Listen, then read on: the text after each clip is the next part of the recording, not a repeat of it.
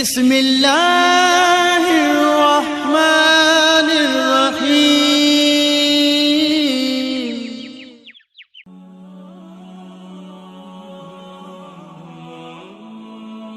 عبادہ بن صامت رضی اللہ تعالیٰ عنہ جو بدر کی لڑائی میں شریک تھے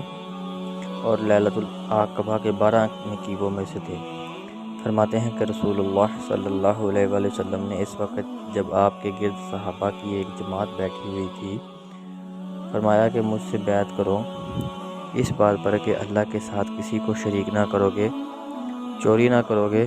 زنا نہ کرو گے، اپنی اولاد کو قتل نہ کرو گے، اور نہ عمدن کسی پر کوئی ناحق بہتان باندھو گے، اور کسی بھی اچھی بات میں اللہ کی نافرمانی نہ کرو گے۔ جو کوئی تم میں اس عہد کو پورا کرے گا تو اس کا ثواب اللہ کے ذمہ ہے، اور جو کوئی ان بری باتوں میں سے کسی کا ارتکاب کرے اور اسے دنیا میں اسلامی قانون کے تحت سزا دی گئی تو یہ سزا اس کے گناہوں کے لیے بدلہ ہو جائے گی، اور جو کوئی ان میں سے کسی بات میں مبتلا ہو گیا اور اللہ نے اس کے گناہ کو چھپا لیا تو پھر اس کا معاملہ اللہ کے حوالے ہے، اگر چاہے معاف کرے اور اگر چاہے سزا دے دے۔ عبادہ کہتے ہیں کہ پھر ہم سب نے ان باتوں پر آپ صلی اللہ علیہ وسلم سے بیعت کر لی۔